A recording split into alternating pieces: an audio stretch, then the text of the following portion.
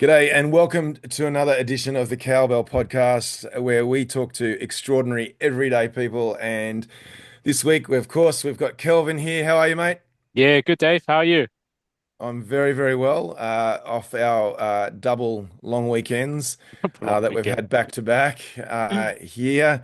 And that's quite fitting because after the Anzac Day weekend, we also are very blessed this evening to have Rodney Cottam joining us on the podcast, otherwise known as Rodney Rocket Cottam, who is a ultra and trail runner himself, who has an incredible story to tell this evening.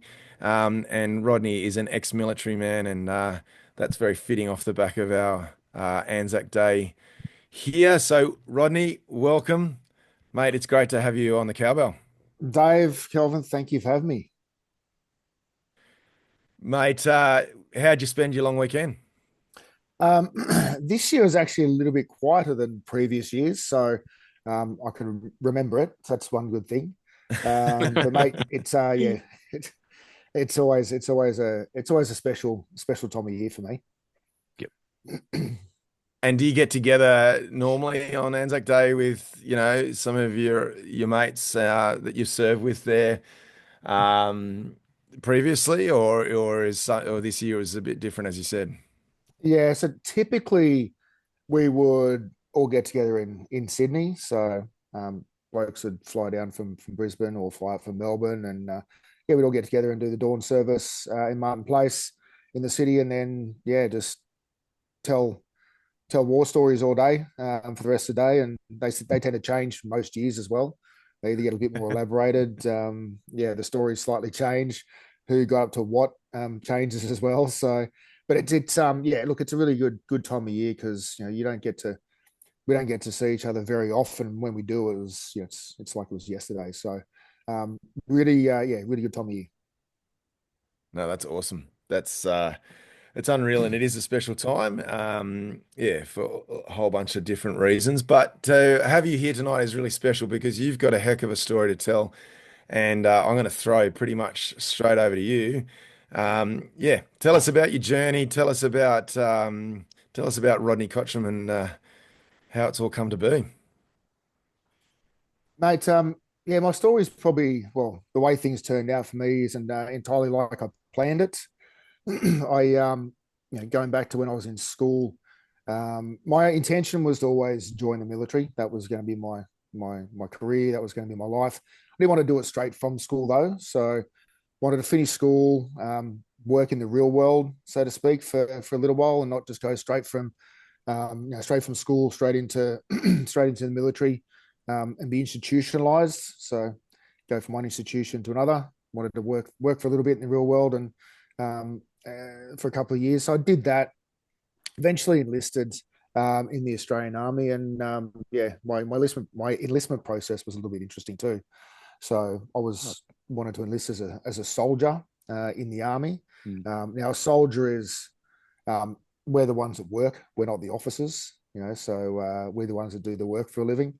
So that's always the ongoing joke. But yeah, when I was enlisted, they wanted me to become an officer, but I sort of said no, I don't want to for various reasons. And yeah, that was an interesting start to sort of my taste to the military around. Um, Sometimes it's always not what you want to do. It could be what others want you to do. Mm. Um, so yeah, that was interesting to start with. But skip forward a little bit. I enlisted and I wanted to.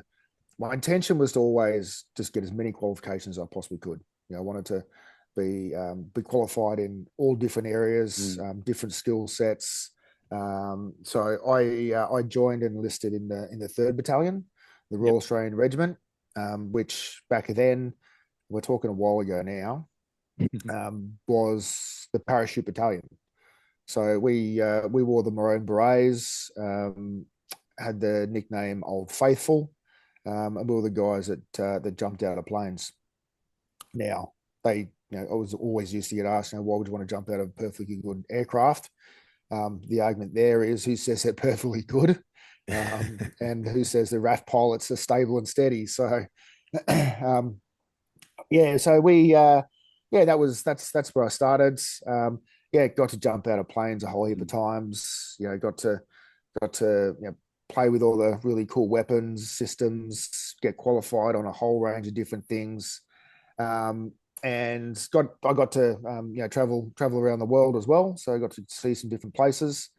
Were deployed overseas. We were the Ready Reaction Force here in Sydney for the Sydney Olympics as well. So yeah, had a really good really good start to my career. And then this thing happened in the US, in New York, and that kind of changed everything. Yeah. And at the time, I was on a training exercise up in just outside the Gold Coast, and I got to go to the bathroom, and one of the guys had his little portable TV, and he's watching something. So, oh, what movie are you watching? He goes, no, this isn't a movie. This is live. I'm like, what? Where is this? And yeah, as you all know, what happened in New York on that day, and within an hour or two, we were packing up, back on buses, heading back to Sydney immediately, and yeah, our lives, everyone's lives changed sort of pretty quickly from there on in. So, and from then it was we were involved. Australia was involved in a lot from that point. So, had a pretty quick start to my career, pretty full on start to my career. And then I was in Sydney traveling back to base, just got back from overseas not long. And on a motorbike heading to base, I was going to Holsworthy at the time, early morning, Monday morning. And all of a sudden, bang, got cleaned up by a car. So within an instant, my life went from what it was. I was this super fit, super strong soldier, bulletproof, nothing could hurt me, to being cleaned up by a car. The next few days is a bit of a blur, to say the least. So, and I was very, very lucky that there were police that were parked at satellites, or stopped at satellites, I should say, at the time, that saw the whole thing. But more importantly, they actually got out and were able to revive me. So I was dead at the scene, Wow. effectively. Oh my God. So yeah, really, really fortunate that the police were there, because it was 6 a.m. in the morning, so not a lot of other people were around on the roads, and revived me. And yeah, then everything from there was kind of what people have told me. I don't have any recollection of anything. Just a few vague things that I can sort of remember, people talking, paramedics, etc. But yeah, so then from there, ICU for a number of days, and I remember waking up in just immense pain. Like it was just, as soon as I opened my eyes, I was just in immense pain. And asked, I need something for the pain. I really had no idea where I was, what was going on, but I needed something for the pain. They said, we actually can't give you anything more. We can't give a human any more than we've given you, because we'll probably end up killing you. So that wasn't great news. And then next thing, I think I must have passed out again for a period of time. But yeah, so then after spending some time in ICU, I had a whole bunch of injuries, as you could probably imagine. So when I was going back to when I had the accident, the car actually went through a red light, turned right in front of me. So I T-boned the car. My wheel of my bike pierced the passenger side door. So if he had a passenger in the car, they would be instantly killed. But because I pierced in the door, I shot straight up in the air. I hit the side of the car, then shot straight up in the air and over the car, and landed directly on the road. So my body took the entire impact. I didn't get to roll. When you see motorbike races and they have accidents, they roll across the road, and the bitumen, that washes off energy. My body took all of the energy. Didn't get to wash any of that off. So when I came to, I didn't really know what was going. We knew I had a whole range of injuries and so forth, but there was, they didn't really know everything, because I was so swollen. My body was just super swollen. Had MRIs. If anyone's had an MRI on a really bad injury, the screen just comes up white. You can't tell anything. You don't have any idea what anything is. So yeah, we didn't know for quite some time what was going on with me. I had I broke my pelvis in all four pubic bones, completely shattered my pelvis entirely. Um, Punctured lung, broken ribs, lacerations all over my neck, and a few other bits and pieces. But the one thing that we didn't know what was going on, I couldn't move my left arm. I woke up, it was in a cast, so they thought it was broken, but they didn't know exactly to what sort of extent it was, whether it was how high up in my arm was broken, was my lower arm, because again, it was so swollen. It was like I had this, I don't know, like the hunchback of Notre Dame, but on the side of my body. It was just so big around my shoulder. So I eventually got to go home. Couldn't walk, of course. If anyone's done any damage to their pelvis before, it's probably one of the most painful injuries you could have. And yeah, so I went home, rehab, trying to get things sort of, just see what's going on, get the swelling down. It probably took a good 3 months before eventually going through a number of different specialists.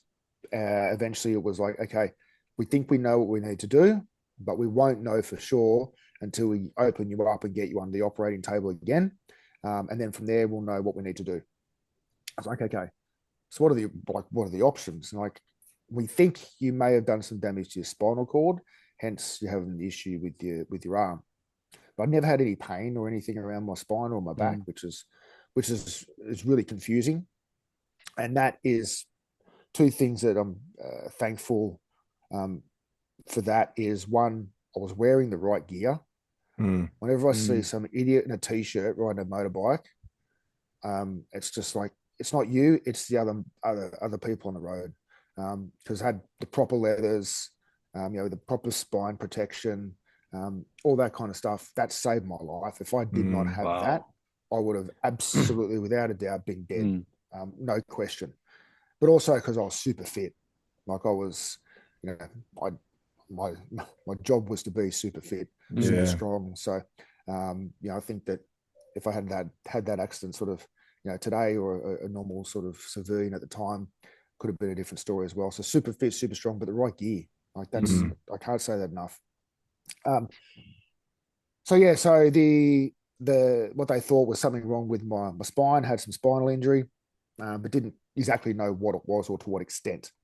The only way to know that was for me to go into a surgery, and I had to. So I'd lay on my back, and they'd cut through my neck, through the side of my neck, and they get into your spine that way. Which I thought that makes no sense. What are you guys talking about? But yeah, they're the absolute magicians, and they know what's going on. And then from there, it was a matter of, okay, let's have a look and see in the spinal cord, see what's going on, and then we'll know our options about what we can do, whether we can repair it or whether we can't. And I was like, okay, so what if you can't repair something?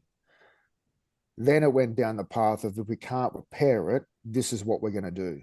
And this was, again, something that absolutely blew my mind about the procedures that we've come up with to repair people. It's just ridiculous. So if they couldn't repair the spinal cord, they would cut my leg from my knee right up my groin, remove along abductor muscle, transplant that into my arm to become like a bicep. Wow. And then they would have to rewire it because it needed to get power somehow. They'd have to split a nerve that activates my trapezius. That would then plug into that abductor muscle to become my bicep. And that's how that would work. And that's how they'd get power. Oh my God. Now, here I am. This professor's explaining this to me like it was just something that happens every single day. We'll do this, this, this, this. I'm like, sorry, can we come back again? You're gonna Mm, what? You're gonna cut my leg open and take a muscle? mm, Like that makes no sense to me. It's like, no, no, this is what we do, and just fold it over and attach it here and here and here. And it's mm, like, okay, sure. Um, anyway, go through the surgery. Um, took about 11 hours to do that, and which I don't know how they could stand, or the surgeons and everyone that was involved in that surgery, doing that for 11 hours. They don't have breaks. It's not like I'll go for a lunch break for an hour and a half. It's mm. just, yeah, it's absolutely amazing what can be done out there. I wake up however long afterwards, and I'm kind of in the same situation that I was in before. Arm was in a cast, but this time my leg was all wrapped up, bandaged up, and I had tubes hanging out of me all over the place to drain blood and so forth. So straight away I knew, okay, couldn't repair it. They've gone and turned me into some Frankenstein monster and put parts of my body in other parts of me. Like it was just, yeah, it was something that sort of yeah, it was weird to look at that, knowing what they'd actually done. Mm. So yeah, so that happened, and then there was going to be a step two. Then after that, so I had to go through about 6 months of rehab, learning how to um, Mm. operate my new powered arm, so to speak, with this new bicep. Whilst at sort of at the same time, I was still rehabbing, walking with my pelvis and all that kind of stuff as well. Yeah, I was going to say, Go back so in. your pelvis has recovered, you're back walking, obviously, and they've done other freakish things to your leg. So you're back walking. But how old were you, and roughly what year was this that when this was all unfolding for you? Yeah, so this all happened 2003, Yeah, 2004. right. And your Mm. dreams are crushed, Um, obviously, in terms of you, but you're a military man, you've been jumping out of planes. So this is all of a sudden now complete yeah, right Mm. hand, left life. hand, upside down turn. Yeah, go from one thing to another. Absolutely. Yeah, spot Yeah. on. Spot on. And So did you you're have, back. It's Yeah, sorry, go, Kelvin. yeah, so Rod, did you have any like brain injury like during the from the accident? Like I don't think so. right. Ask others, and they might say yes, but we don't know if that was we don't know what that was from though. But no, Wow. no brain injuries that I'm aware of. Wow, Well, that's look, very, very lucky. Yeah. and again, the right Yeah, the equipment. helmet. Like, yeah, Yeah. the right equipment. Wow. Yeah. So So yeah, after stage, that so one, then I it's had yeah. So stage two, you're getting you're trying to get your arm back working, and yeah, stage two, and then it was a case of okay, we're going back in and we're doing another 11-hour surgery. We're going to Mm. take the muscle out of the other leg, same abductor muscle, doing the same thing, but that's going to go back in your arm and replace your tricep. So same thing, we're going to do a Mm. bicep and a tricep this time. So again, another 11 hours, and yeah, to do that surgery to replace the bicep. And this time they needed to split a nerve between ribs to power that one. So Oh. again, then I have to have an operation on the rib to do that. It's absolutely amazing what they can do. That's yeah. So that was another 6 months Mm. of going through that as well. So, and I can tell you right now, the surgeries were more painful than the actual, or worse than the actual accident itself. yeah, wow. Mm. Way worse, way worse. Because I think, yeah, I think because I didn't have the adrenaline that was involved with the accident and everything else was going on. So, yeah, it was a pretty horrible time, that's for sure. Mm. So you've come out the other side of this, obviously months, years of recovery. Um, where to for Rodney from here? Yeah, that was, mate. I asked myself that question a lot, and I spent a lot of time just reflecting, thinking, and one thing that really helped me get through it, because as you said earlier, I went from being, this is my career, I'm going to be a soldier, Mm. etc., to doing what I was doing to now what career's over, what I'm going to do, who am I as a person, um, all those kind of things go through your head. but one thing that got me through it was being lucky enough to be overseas and experience the things that I did, and how other people live. A thing called perspective um, made me turn around and tell myself, you've got nothing to complain about. Mm. You're alive. You got friends. You got family. You can still have the life that you want to have. You just got to make it on your terms, and those terms are different now. And that's basically Mm. that's the decision that I had to make. I made it pretty quick as well, and yeah, then I just went move on. Just had to move on. Yep. So and then so you have decided to move on, right? Like so at what point, like I guess you start thinking about like embracing running, like because I just try to connect from, I mean, there's different say from your accident to your long recovery to your sort of like turning point. Um, have you, before you embrace sort of like running, like so have you thought about, have you explored all the options in military that like anything that you can, do you want to stay in military at the time? It, or is the military sort of like helping you during the recovery stage? Yeah. Yeah, so I did. There were some opportunities where I could have Mm, stayed in. yeah, yeah. I would have been sitting behind a desk somewhere doing something I didn't want to do. And that's not to say that that's Yeah, you want to be in not for action, some right? Yeah, people. yeah, That yeah. wasn't Mm, for me. yeah, yeah. And I knew that that's not what I wanted to do. Mm, The army was great. The Australian Defence Force, yeah. the support I had was fantastic. Mm, And give me all the support and everything that I needed. So, yeah, I yeah. just knew that's not what I wanted to do. Yeah, right, right. Yeah. So yeah, so I had to really then think about, well, what is next, and when sort of how did this fit in with my running? And Mm, it took me a while. So when I was in the military, obviously I played a lot of sports, played mm, rugby, etc. And running was something that was I did shorter distances. Um, yeah. Once upon a time when I was a lot younger, I used to be pretty quick. Mm, Um, but now it was a case of, well, how do I start to incorporate and get back into being active again? And mm, that's for me was just around, how do I get active again? How do I be look after myself physically? Um, and yeah, it was just a slow progression into um, walking, elliptical machines, treadmills, so forth, right up to doing getting into ultra running. So that was a long process. Took a long time, number of years, mm. um, and once I found trail running, yeah, things just became a lot even better again.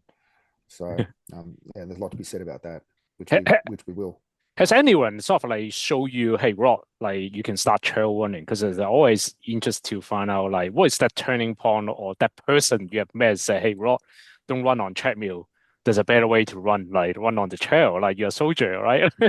Soldier don't run on treadmill, like run on the field, right?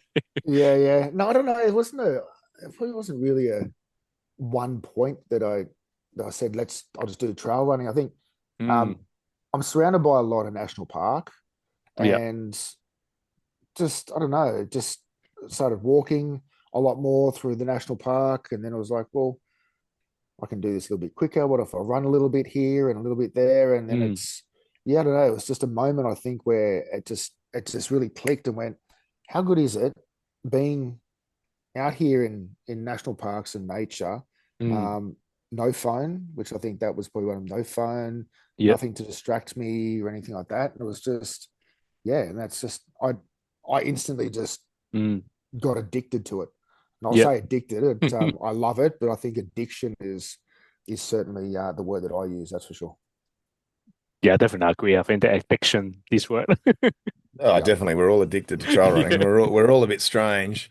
I was just going to say, going back to that brain injury piece, I think we've all got something going on. Yes. Yes. Yep, that's absolutely true. I want to rewind a little bit because I think it's really important that we're now discussing the Mm. whole running journey because that's part of into it.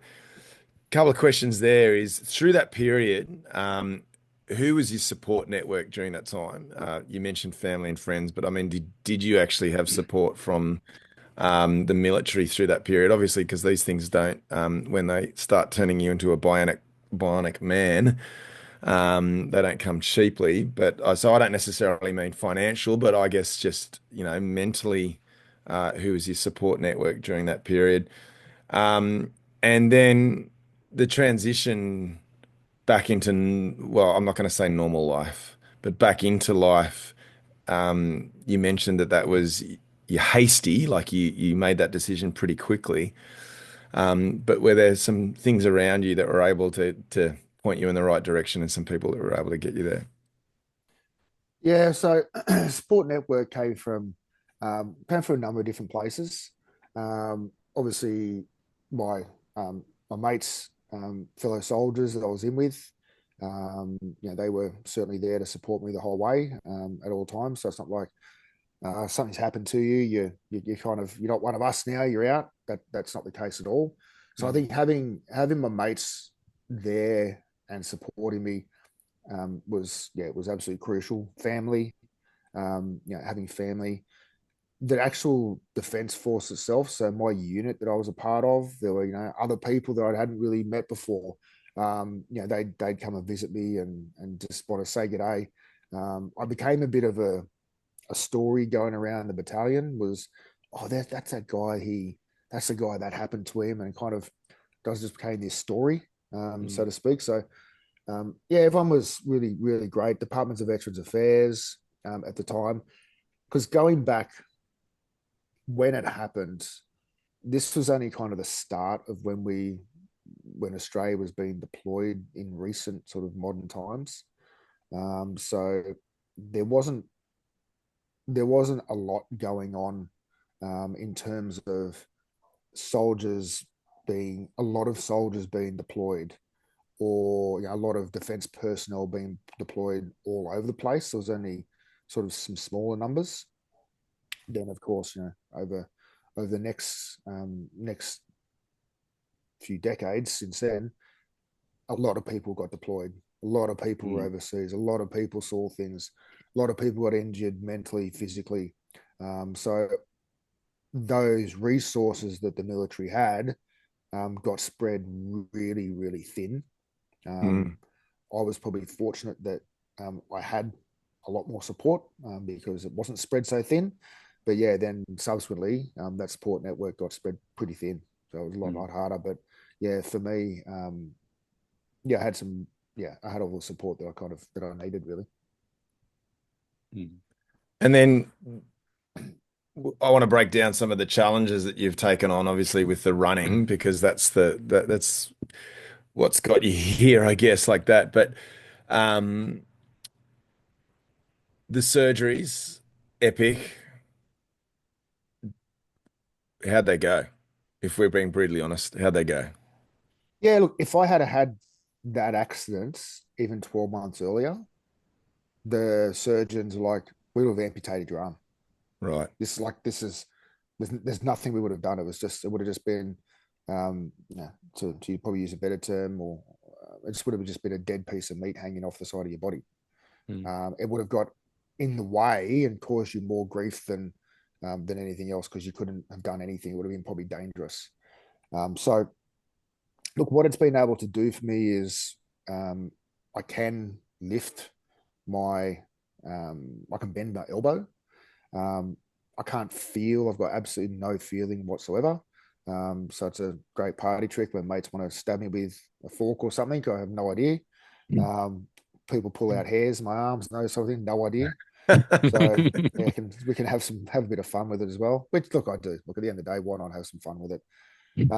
But yeah, so no feeling, no finger dexterity or anything like that. I can't pick anything up with it. It's literally I can hold my arm in a position that I could drape a towel over it, or put a shirt on. So to put a shirt on, um, I can do that. So those little things like that make a huge difference.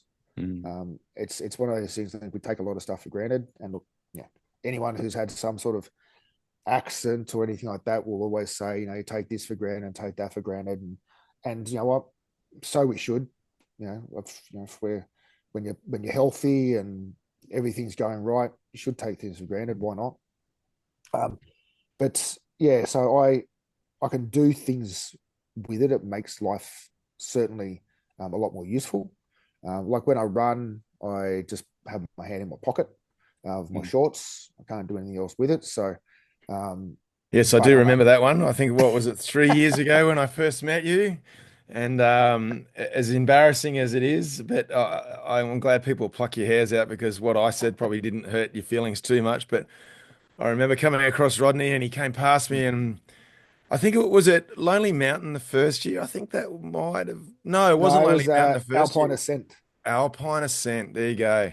That's Alpine it. Ascent down there in Kosciuszko. And you came running past, and I said, I don't think I said it into the microphone, but I said, oh, mate, is your hand cold? And you've just turned to me and gone, nah, mate, I've got no use of my arm. And then I was just like, oh, Dave. I've had many foot in mouth moments, and that was one of those. Hey, And then we have actually, you and I have actually bantered about it since, and look, it's part of your identity. It's oh, part of who you are now, right? I mean, absolutely. Look, and it allows, like, people, when people have made comments like that, it allows me to sort of start to tell a story. yeah, Like, I've had some pretty cool conversations out in the trails late at night when it's dark, and there's only a couple of you sort of running together, isolated a little bit. It helps with the conversations. It helps you get through it. So, yeah, that's that I've had a lot worse things said to me. yeah, right. So then, though, with that, obviously, people may make assumptions, like Yep. I did. But do you feel like that puts you in that adaptive range now? I mean, we've been very blessed with some incredible runners on this podcast already, Mick Marshall, and we're going to touch on him a little bit later on, because he's just achieved something amazing over the weekend. But and he's an adaptive runner through an incident, obviously through his fall that he had, and we've Dale Pierce, who is also an adaptive runner. And there's incredible people out there like Troy Sachs and Michael Milton that have been doing some amazing things as adaptive runners. Do you class yourself as that now, or is it different for Rodney? Yeah, I think it is different for Rodney. Mm. I and people sort of say to me, you should enter this. There's an adaptive category. I think like UTMB have opened up adaptive categories, and there's other ones as well. But I don't know. I think there's something about, and look, this could be my ignorance, arrogance, ego, whatever we want to call it. But it's like, well, nothing's stopping me from running like you, Kelvin, or Dave, Yeah, I like think you. so too. Yeah. There's nothing stopping me from doing that. Now, yeah, I've got to do things a little bit differently. Then I'm missing adductors out of my legs, so I don't have the same sort of power going uphill. So I've got to work out and train differently as to how I get up those hills. So it's a matter of me just finding different ways to do things. But and look, that's me. I know that those that are sort of got blades, so amputees that have got blades on, I think that might be a bit different. I think that I think that might be a little bit different in terms of actually physically being able to do it exactly the same way. But yeah, for me, it's a matter of just doing the same thing. You got some company in the background there, man. Sorry, That's okay. apologies. No I problem. got two. Do you want me to pause it quickly? Yeah. Yeah, just pause it. I think he's probably hungry, your dog. Yeah, someone who's dinner time. Yeah, dinner time. Probably they're can always smell hungry. from your labor. Yeah, that's interesting. Well, I also feel that I mean, technically, you don't have any mobility issue, right? Like, I think obviously, I mean, I mean, your arm is gonna like little bit affect like your normal running posture. But I mean, like anyone, right? So like even a fatter runner or thinner runner or shorter runner than myself, like I just have to adapt like how to actually like with your body condition and to change. So I think yeah, I also feel that like I think you probably don't need to consider yourself as adaptive. Like that's No, my view. Like I think really yeah. yeah, but then also it's Mm, yeah, and I'm sort of get torn at the mm, same time. It's like, mm, well, if I'm competing in the same events and the same um, categories, classes, whatever you want to call them, as yep. everybody else, and it's like, well, if I Mm, can do it, then you can get off the couch and sure as hell go and do it too. mm, But Mm. then at the same time, is there a way? Am I not? Um, you know, I don't know how to put it. Could I be doing more to bring more awareness, mm, to the adaptive category and to sort of support that more? I, I I don't know. I'm kind of torn. I don't know. yeah. I think more Uh, like a class, isn't it? Almost like for example, like in most of the races, you have different age group, like you have gender, you have age group, right? Yeah, Like it not necessary as a category, right? So I guess I mean the way I see it is I mean your condition is almost like one type of a class, right? Like you can say, hey Rodney, finish this race, he's male, this age group, and also a class, blah blah blah. Like that's I see how will work better, like potentially, not yeah, necessarily like hey I entered the race as an adaptive athlete. Yeah. yeah, Mm, oh, and obviously off the back of conversations that we've had with, Mick and others, and Troy especially, bringing more awareness. As you say, there is that in within UTMB now, and I know Troy's been a big voice behind that. And that's something that we spoke with Mick about. Actually, Rodney, there is down the track with the Olympics coming to Brisbane, and the chat that trail running may be part of that. mm, How does it work then with an adaptive class or part of the Paralympics, let's just say, is part of that. So, because I guess that's the thing, and you'd know this, and you'd have probably friends in that circumstance that have been potentially through your work with, and this is a nice little segue, but through your work mm, with the Invictus Foundation, I'm sure you've got some colleagues and peers that are involved in the Paralympics there, and that was going to be then my next little leapfrog into that. Where did the Invictus story start, and then how did you get involved in that? Because obviously that is just such a powerful global movement. And how did that come about? yeah. So my relationship with Invictus Australia came about 3-4 years ago. mm, It was probably more like 4 years ago. I decided there was something in me that was just eating away, going, you need to do more. You need to do more. You got to push yourself more. You got to test yourself more. mm, Physically, mentally. I was sort of it went away for quite a number of years, but all of a sudden there was just something inside of me that said you need to do more. And I said, well, thought about it for a while, and then I came up with the idea. Why don't I set up a run where I go from the Southern Highlands of New South Wales and run to the top of Mount Kosciuszko, mm, 350 k's. Why not do that? Thought that'll push me. That'll give me some sort of real purpose, because again, being in the military, and you're constantly being pushed, mm, and you got purpose, and that's why I really started. I did miss that. I really started to miss mm, that. So then I started to build this and started to plan it and get this going. And then it was like, okay, how do I now incorporate that and raise some money for a cause? mm, Um, and then it was a case of, and what cause do I raise money for? So probably going back to when Dave, you asked around my support network, who did I have? organizations like Invictus Australia didn't exist back then. There was nothing really outside of official Department of Defence support networks, Department of Veterans Affairs.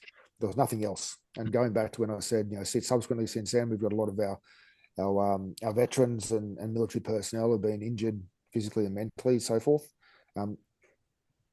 Organisations like Invictus Australia are absolutely crucial to the rehabilitation of our defence personnel through sport, and it's through that sport which really makes Invictus Australia the work they do exceptional and really important. So it just made absolute sense. One, it's giving back to my fellow veterans, and something that something I always talk That's all right. Nah, no worries. What? So organisations like Invictus Australia, so it made perfect sense for me to give back to my fellow veterans, because something that's it's one of the things I always say is that when we join the military, it's all about putting service before self, and that doesn't end once I get discharged. That doesn't end, and I still wanted to give back. So the organisation itself, veterans, but also because it's through sport, so it made sort of that connection between what I'm doing in sport and what they do in their rehabilitation is through sport.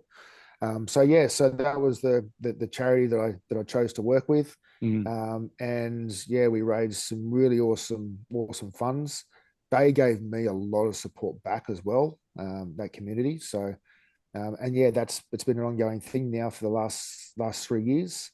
I've been doing something big to raise some money for them.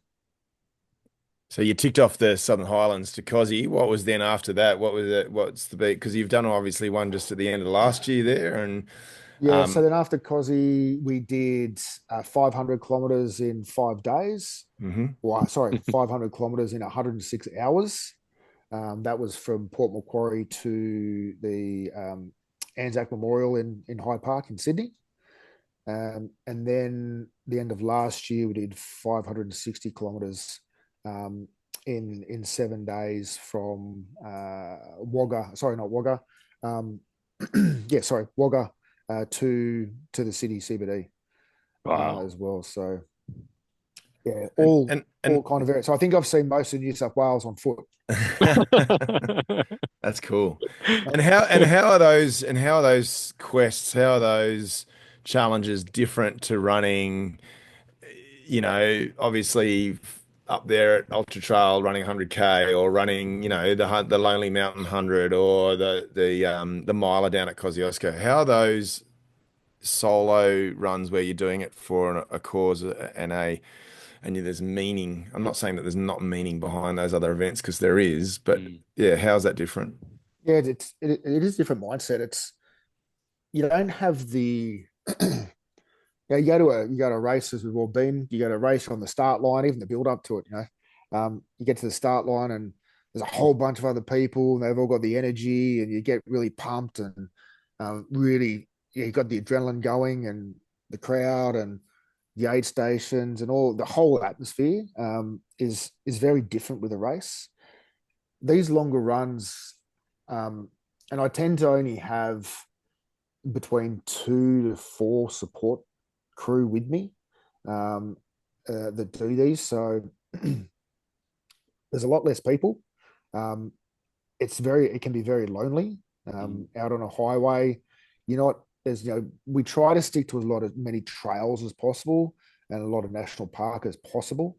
But there are places where it's just unavoidable. You got to get on some major and semi-major roads with semi-trailers and those kind of things. So it can be a lot more lonely. It's a lot mentally, it's a lot harder as well. Physically, they're very similar, but mentally, the multi-day events, doing those, mentally it's pretty tough, and emotionally it's pretty tough as well. So I think yeah, you really get to test yourself doing those things mentally. That's for sure. And what keeps spurring you on? I mean, what keeps is it the Invictus or is it your own It's personal ambition or compared to a finish line in an event? Yeah, what keeps spurring you on there? Yeah, I think it's the cause, Mm, and not just when I say the cause. It's like I said before, it's putting service before self. mm, I don't get, you run a race and you get your medal at the end. You've got your bib. You're doing it really. You're doing it for you and the fun and the excitement around it. mm, Doing those other runs, it's more about someone else and others, which is one of the reasons why I love doing them. It's because it's still putting that service before self, and I make a pretty big commitment to a lot of people. If I make a commitment to doing these runs, and look, I'll probably put myself in a corner here because I've been do them every year, and you raise a certain amount of funds. It's like kind of like you want to commit that to mm. to do it again and again. So you got people that are relying upon it, but also it's not just me who's put in all the effort and the training and the planning and all those kind of things. My crew, everyone volunteers their time as well. So it's like, and there's other people out there that have helped me along the way with the planning and preparation and the training. It's like, well, if I don't finish or do this, I'm letting them down as well. mm. And yeah, that just keeps spurring me on, thinking I can't let those people down either. Wow. And the fundraising there, I mean, like we have done, and this is not necessarily a plug, but I mean, we do definitely want to support all of our guests and all of the people that we've had on this amazing journey so far with the cowbell, but we'll definitely include that to be able to donate to the Invictus down the bottom there. But within that fundraising, where have those funds, are they channeled back into the greater Invictus organization, or is there going to specific programs, and I guess the ultimate question, and I might be stealing Kelvin's thunder here again, is he loves asking this question, but what's next for the Invictus Mm, on that? Yeah, so I think that something about the Invictus Games and Invictus Australia is everyone thinks of the games. Right. So everyone thinks of all the countries around the world going competing against the games, but it is much bigger than that. And when there's a veteran who's needing to go through rehab or whatever the case is, it's not just them; it's their families as well. So you mm, think for every soldier or every Navy, Air Force, Army personnel, there is husband, wife, kids. So the community itself is huge. Mm. So it's not just about those Invictus Games and sending them to the games, which certainly is part of it, but it's also organising and conducting local sporting events, whether it be park run, dragon boats racing, um, pickleball, surf life saving. Yeah, there's a whole range of things, community based events to get veterans together, because that's one thing that is really difficult when you leave service. Being part of service, it's all about teamwork, right? mm, It's Mm. about you're part of a team. Could be as small as 5 men, or it could be as great as 100 people, just depending on what branch and what area you're serving in. Once you leave service, it's like, well, what now? It's kind of, I don't have all that team around me anymore. And mm. see, by getting together and participating and getting encouraged to participate in these local sporting events, not only you know doing it with other ex-service people, or some current ones as well, but their families and friends as well getting involved. Going, there is support here, and it's just getting back into knowing that there is help there, and doing that through sport is so powerful. And So, is it is it an organization that is, I feel like, yeah, it's one of those things. I feel like you do hear around it around the games and other things, but is it something that's going from strength to strength, or is it? Yeah, because obviously it's not in our face all the time. I mean, obviously we hear about it with well, formerly known as Prince Harry, with his ambassador role in that. Yeah, is it getting bigger? Is it something that there's more requirements, as you say? It is certainly growing, and even just the personnel that that work for Invictus Australia. When I started getting involved with them, I think nationally there may have been like full-time people that that's their job. Their full-time job Mm. is to work for Invictus Australia and help coordinate all to coordinate so many events all around the country. There was Right. maybe 10 of them. Mm. Um, and that's to coordinate so much. Like they were, completely under resourced.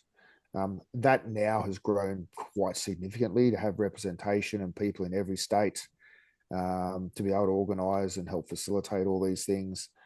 But so yeah, the awareness has certainly grown a lot, and it's interesting. So I was over in LA end of last year, on a bit of a sporting trip, and we went to an ice hockey game in LA at Crypto Arena, LA Kings, and this was November last year, and the Invictus Games was in Vancouver in February. That's just been, so a couple months later was going to be the Invictus Games in Vancouver, Canada. Um, Basically through the whole night, they were advertising and had the Invictus Games that was being advertised heavily throughout the whole arena. They were doing big shout outs. So the awareness around the world, is certainly getting greater and greater. And as we know, you get any sporting event in the US and it's just on another whole other level. Mm. So it's that, but that does help all the different organizations around the world. So it is getting bigger, it is getting better, but yeah, we've certainly got a hell of a lot more work to do, and we've got a lot of veterans that we need to help. Because one of the things that is completely unknown, and this is where Invictus has really stands out, is we and I'll backtrack. When I did the 500 Ks from Port Macquarie to Sydney, I did that in 106 hours. So 106 comes into play. I did 100 Ks a day, and we lose 6 veterans to suicide each week. Mm. So no one knows this. No one knows that. That story isn't out there enough. I've lost more mates through suicide than I have on the battlefield. So things like that is why I'm really passionate about, helping organisations like Invictus Australia, because without our service personnel, 3 of us wouldn't be talking today about whatever we wanted to. So yeah, very grateful for that. Yeah, that's shocking actually, Rod.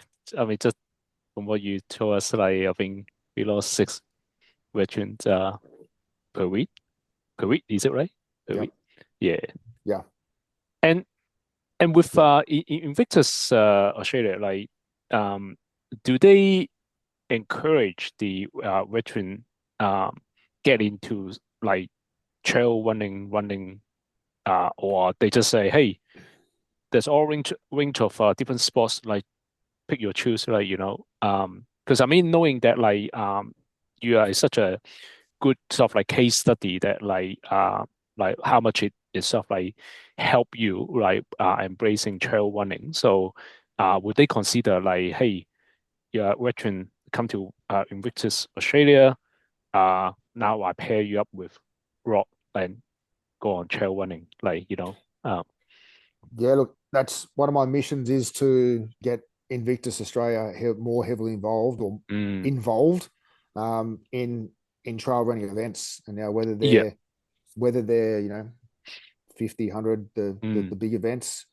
backyard ultras, those type of things, because mm, they all demonstrate resilience. They demonstrate mental toughness. They demonstrate physical toughness. All the things that military personnel have.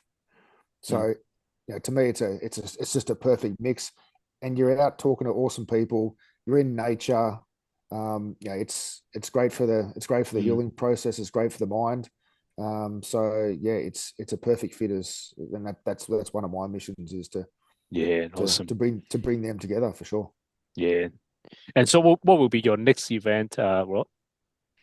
Have you Yeah, signed so up any? Yeah. this year's so normally I have a number of races I do each year to sort of use that as training for the big one, the big events I do as well. So, but this year, the big event this year, we're not 100% sure of yet, Mm. um, because one, now I'm doing what I'm doing full time around the performance coaching Ah, and cool. running is taking on full time. So yeah, there's going to be a lot of focus on that. But I've signed up for 9 races this year. I've done two, got 7 to go. So that's gonna take up some time. Yeah, awesome. What sort of a performance coaching, Rod? Like it's Yeah, can so you it's tell? around working with individuals um, around. This is probably a bit of a plug for for myself, Yeah, but no worries. my background, my military background, and my accident and now running, and my business partner, he's got a sporting background Mm. with playing NRL, and we both had corporate backgrounds as well. We are both in corporate world for for 15 to 20 years. Mm. So Okay. Yep. it's around, and something that we've certainly noticed and had been doing for a couple of Mm. years is around companies like to develop their people as long as the margins there, they've got the right Mm. the right profits, and it sets and certain KPIs and so forth are met. But we take a bit of a different approach as to when an individual's performing personally at a real personal level, when you're achieving your goals, you're kicking your goals, you're getting up in the morning, Mm. going for a run, like all these type of things. When you're doing those things right, you're happy, you're performing better at work. Mm. It doesn't become this chore. So our approach to it is really looking at individuals, and yeah, sort of really demonstrating that we are capable of a lot more than what we think we are. Yeah. Um, No, that's and awesome. so that's what we look at when we do our coaching. Yeah, I see. And this is something that like sort of like you go to find the company or they will come and sort of like knock on your door. Hey, Rock, we need some coaching. Oh, look, if everyone knocked on the door, it'd be nice, but yeah, you've got to knock on a lot of doors first. But yeah, look, when people say, "Oh, we've been recommended that we should have a chat to you," then it sort of goes both ways. But Oh, yeah, very nice. still got to knock on a lot of doors. Yep. But it's that balance between it's not just sports or run coaching. It's that balance. Absolutely, yeah, and it's really not. It's not It's all run coaching at all. encompassing. Mm. Correct. Yeah. Yeah. No, look, don't get me wrong. I'm no run coach.